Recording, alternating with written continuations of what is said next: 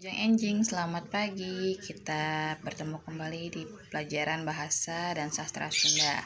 Minggu ini kita belajar memakai paket Diajar Bahasa Sunda.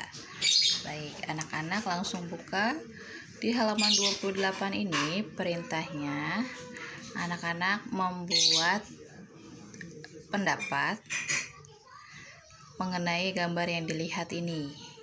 Ada 1, 2, 3, 4, 5, 6, 7. Ada 6 gambar lagi yang belum diberi pendapat mengenai gambar yang ada. Boleh memakai bahasa Indonesia. Halaman 28, 29.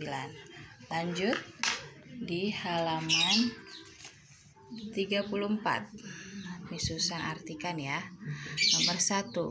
Hemat energi merupakan kewajiban A. Pejabat, B. Orang tua, C. Setiap orang, D. Anak-anak. Nomor 2. Apik menggunakan air diantaranya yaitu A.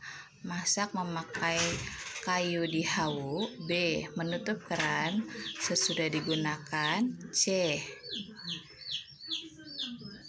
Saling siang-siangan tidak menyalakan lampu, D. Setiap hari pergi ke sekolah jalan. Nomor 3. Yang termasuk ke dalam energi hasil olahan yaitu arus listrik, minyak tanah, bensin, batu bara. Nomor 4. Hari energi sedunia diperingati setiap tanggal berapa?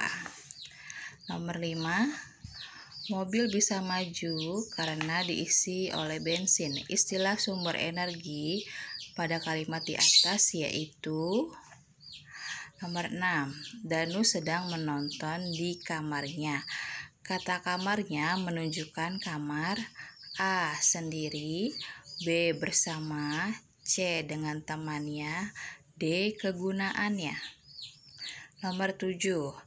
Kata memakai rangkaian belakangnya ken atau kan yaitu A.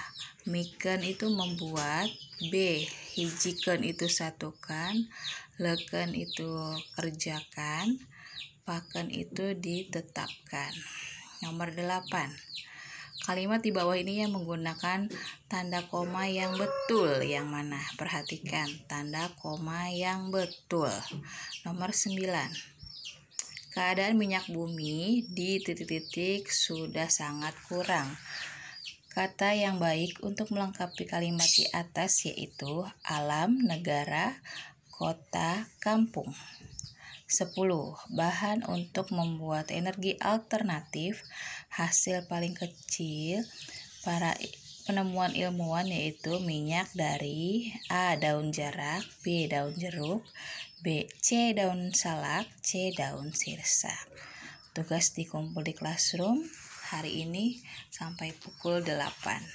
Hatur nuhun, wilujeng enjing.